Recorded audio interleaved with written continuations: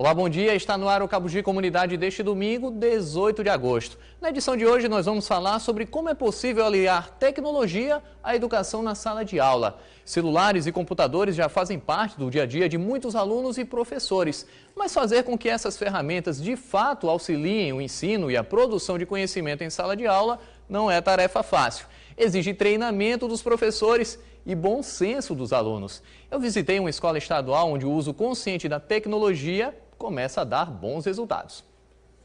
Em cima da carteira, bem ao alcance dos olhos. Dá para resistir à vontade de dar uma olhadinha? A gente sempre dá uma olhadinha, né? Quando ele chega alguma coisa, a gente vê. Consegue controlar na aula? Não. O que acontece quando você percebe que tem uma notificação? Eu vejo, vou mentir. Gabriela ganhou o primeiro smartphone aos 14 anos. Hoje, aos 16, diz que tenta dar um uso mais consciente ao aparelho. Será? O que é que você usa no teu smartphone? Eu uso aplicativos de bate-papo e de pesquisa para estar sempre informada. Nessa escola técnica estadual, os alunos são orientados a não usar os smartphones na sala. Mas como resistir a esse apelo todo aí? Amanda tem logo 2 aparelhos. Um tem mais acesso às redes sociais e outro não. O professor ele precisa determinar, junto com eles, construir uma proposta que você tenha o momento certo para o uso do recurso certo. O desafio é usar isso a favor do ensino. É possível, quem sabe seguindo o exemplo da oficina de robótica. Números, cálculos transformados em movimento. Algo irresistível para João Paulo. Você juntando a teoria com a prática e botando tudo isso numa mesa, sentando para estudar e botando para funcionar, vai fazer uma coisa surpreendente, que não só como eu, como todos que irão ver, vai ficar surpreendido. Ele vai manusear, ele vai colocar em prática, ele vai descobrir problemas e soluções diante de todo o decurso do processo educativo dele, na hora que ele está fazendo, desenvolvendo um projeto de robótica educacional. E para debater sobre o assunto, eu converso agora com a professora de mídias digitais da UFRN, Tassiana Burgos, com o professor Mariano Azevedo e com a psicóloga, que também é mãe de 2 adolescentes, Silvana Vieira. Bom dia a todos e sejam bem-vindos aqui ao Cabo Gi Comunidade. Começar com o senhor, professor. Acho que já aconteceu, inclusive, uma identificação com essa situação dos professores e alunos em sala de aula. Hoje, simplesmente não dá mais para controlar, ou talvez não se deva controlar essa questão do acesso à internet, smartphone, tablet em sala de aula? Bom dia, Murilo. Bom dia. Queria agradecer a oportunidade de estar aqui para falar sobre esse assunto, que é um assunto que hoje vem se impondo como um desafio para a educação, né? Bom dia a todos que estão nos assistindo. Bom, essa questão das novas tecnologias, né? Que a gente chama das novas tecnologias da informação e da comunicação, isso é uma realidade que vem se impondo a nível de mundo, né, já desde os anos 70, dos anos 80, mas aqui para a sociedade brasileira é uma realidade que começa dos anos 90 para cá. Alguns teóricos norte-americanos das mídias batizaram essa nova geração que cresceu tendo em volta mouses, controles remotos e joysticks, né, isso lá nos anos 90 mais ou menos, final do século 20, de geração NET.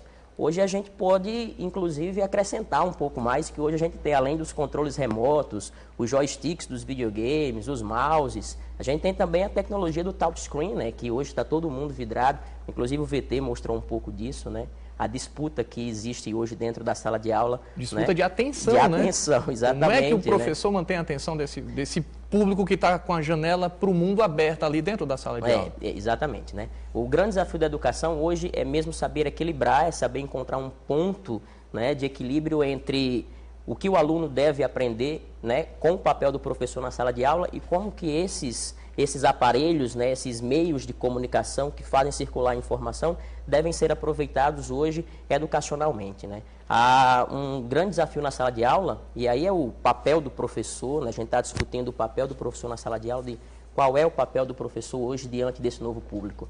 Isso seja para alunos da educação básica, como também para os alunos do ensino superior, né?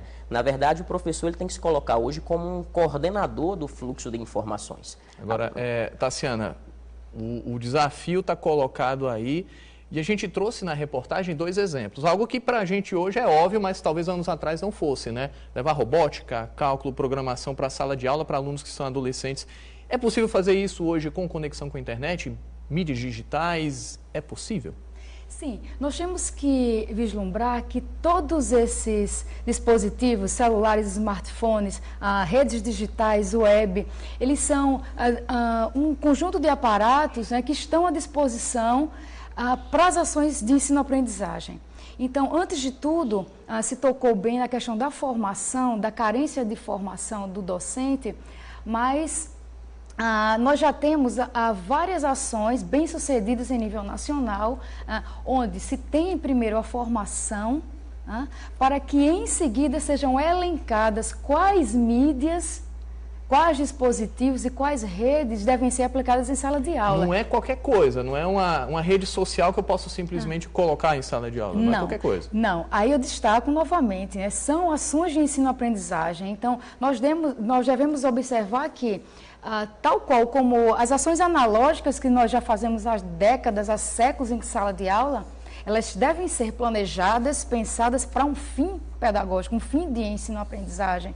Aí nós não podemos assim nos encantar, né, dentro de todas essas searas que essas tecnologias digitais nos passam, né, diariamente, também como usuários comuns, que nós podemos, de repente, eu tenho esse celular de última geração e eu vou levar ele para a sala de aula e vou pedir para que os alunos acessem determinado website, determinada mídia social, sem que aquilo tenha um reflexo dentro do seu cronograma. Um objetivo para aprendizado. Exatamente. Agora, encontrar esse limite não é muito fácil não, né? Não, aí existe uma formação, né, que o professor ele tem que correr, né?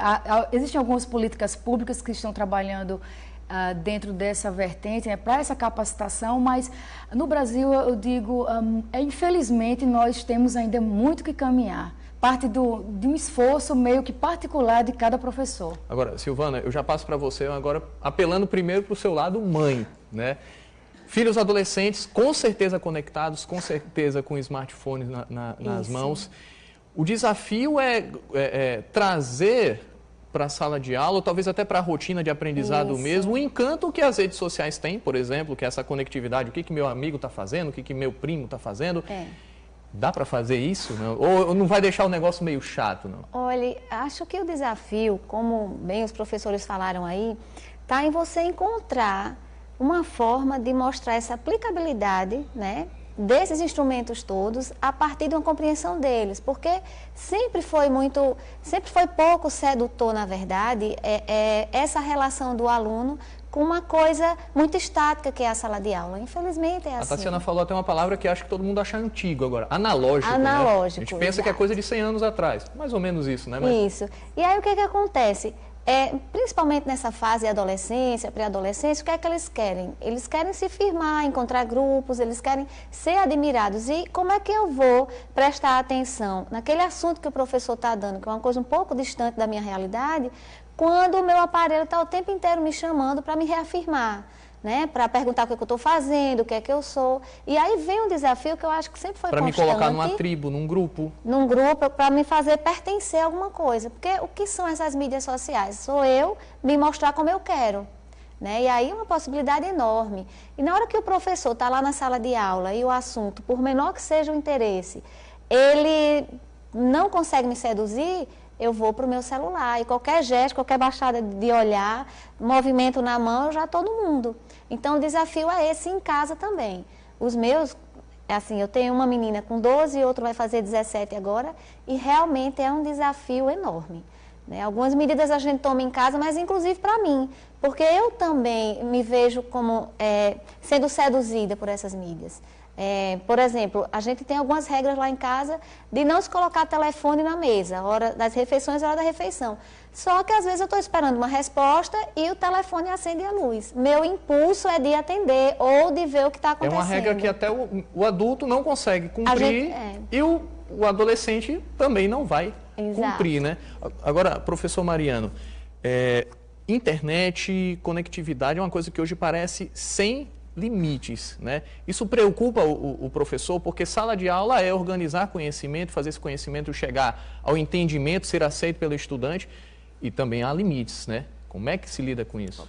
Preocupa bastante, né? Esse é justamente o grande desafio.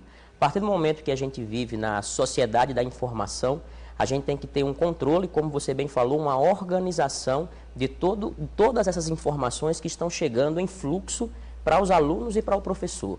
O papel de educar hoje, o papel do professor é coordenar o fluxo dessas informações. Impedir que essas informações cheguem ao aluno, isso é impossível. Agora é impossível, não dá. Isso é impossível. Né? Então, a gente tem esse papel mesmo de mediador. Impossível não seria correto, né? Ignorar o que está acontecendo no mundo, não dá. Lógico, não tem como. A gente até vê, como a professora Tassiana falou, existe hoje uma corrida pela qualificação do docente para o entendimento do que é essa sociedade da informação, né? E educar por limite, em uma dada medida, né? Em todas as esferas, você tem que controlar, na verdade, o que chega até, né, aquele público-alvo. A gente vai continuar a nossa conversa daqui a pouquinho.